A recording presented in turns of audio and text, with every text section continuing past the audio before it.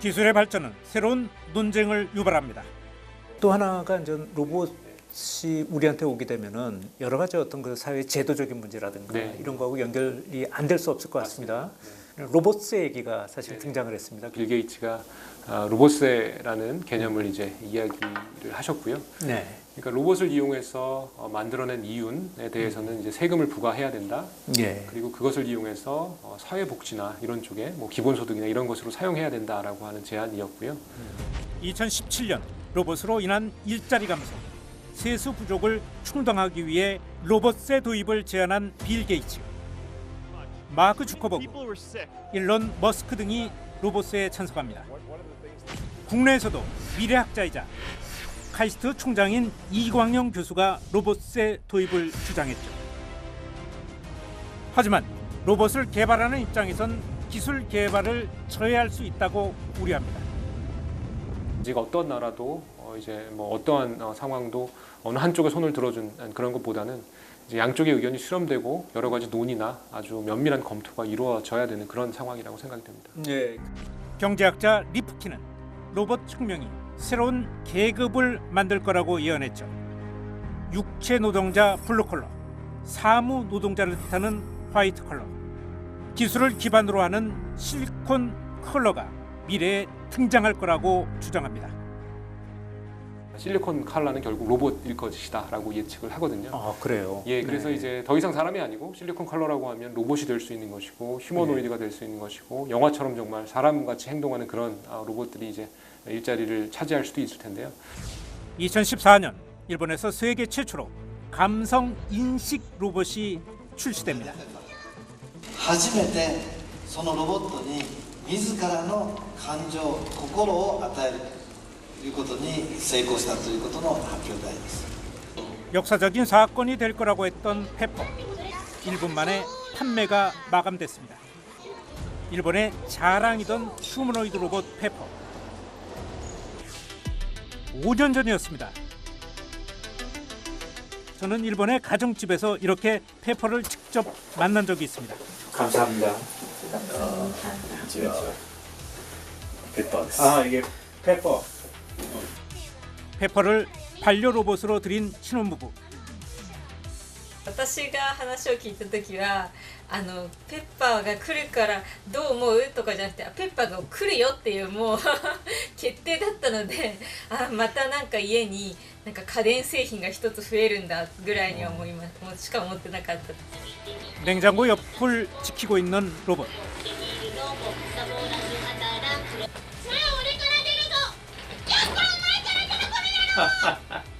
그 여기서 보니까 이게 센서인 것 같아요.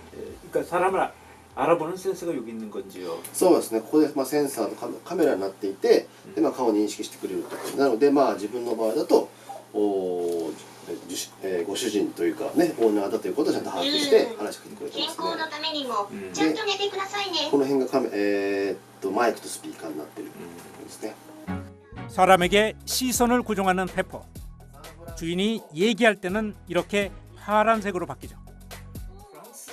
되게 귀여운데요. 머리에 센서가 있어서 쓰다듬어 주면 반응합니다. 너무 좋다. 너무 귀여운데, 그러니까 느낌이 한 5살, 6살짜리 아이하고 노는 것 같아요. やっぱりずっと見てくれるので、それが非常に人間っぽいというか、ね、その愛情を感じるところですね。目線がね。 하지만 기능은 완벽하지 않았죠. 다리도 없었습니다. 여러 오류까지 생겼죠. 근데 사실 저기 대화하고 싶지 않을 때도 있지 않습니까? そういう時はもう電源落とすので全然大丈夫です。あとこうやってやると5秒後に眠ってくれるので、そのスリープモードに入れることもできますね。 배터리가 가능하다. 지금 슬립 모드로 한번 해보려고 하는 거죠? 예. ちょっと行かなくなってます。すみません、行かないですね。 슬림 모드가 안 된다. 슬립 모드가 안 되는군요. 종료 모드를 인식하지 못합니다. 저는 페퍼에게 간단한 요청을 해봅니다. 제 키를 재보라고. あなたの背の高さは 얼마나 정확한지 한번 봅시다. 궁금증을 유발하네. 아닌데. 이렇게 컸으면 오죽 좋겠습니까? 기능은 떨어지지만 가족처럼 느낀다고 합니다. 그 사이에 이렇게 꼭 아들처럼. 自分たちと一緒に記念写真撮るよりもまず最初みんなペッパーのところに行って、ペッパーと記念写真撮ってたので多分自分たちよりも人気者だったかもしれないですね。 그러네요. 진짜 아주 가족의 일원이 된 것 같습니다.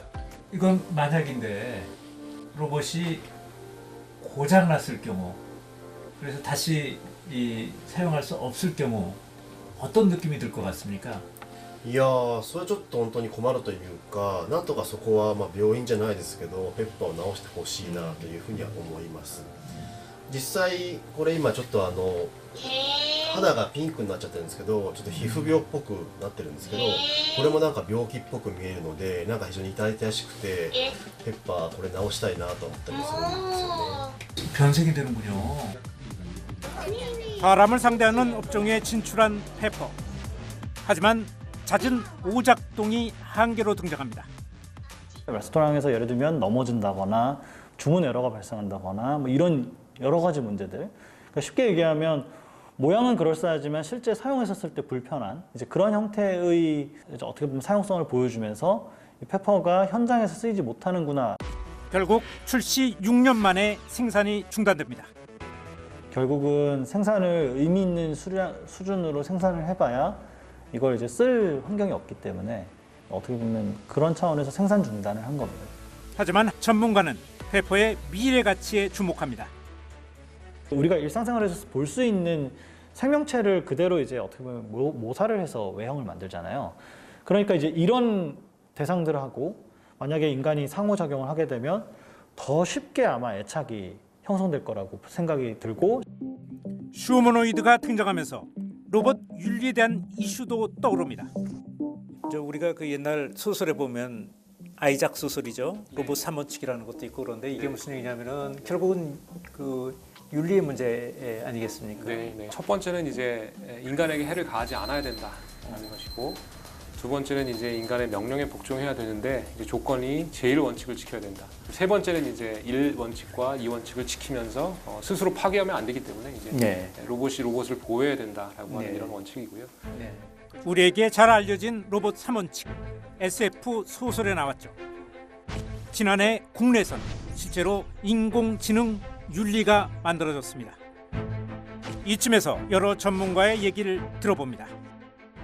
기술적으로는 준비가 되어 있었지만 사회적으로 아직은 준비가 안 돼 있었던 것들 그런 것들이 이제 본격적으로 이제 어떤 경계가 허물어지면서 기술적인 변화가 사회에 이제 스며들기 시작하는 인공지능을 툴로 사용해서 할 수 있는 많은 것들이 생겨날 것입니다. In this process of transit from full employment to full unemployment, people step by step away from working in order to live to learning in order to live or experiencing. Perpetual evolution will continue unless the machine stops.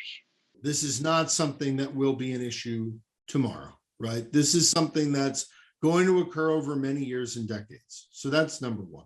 Number two is if education and training are the key to succeeding in the fourth industrial revolution. 팬데믹이 본격화한 똑똑한 로봇 시대. 프랑스 작가 앙드레 말로가 한 말이 생각납니다. 꿈을 그리는 사람은 마침내 그 꿈을 닮아간다. 기회와 기술, 지금 어떤 준비를 하느냐에 따라 미래의 모습은 달라질 겁니다.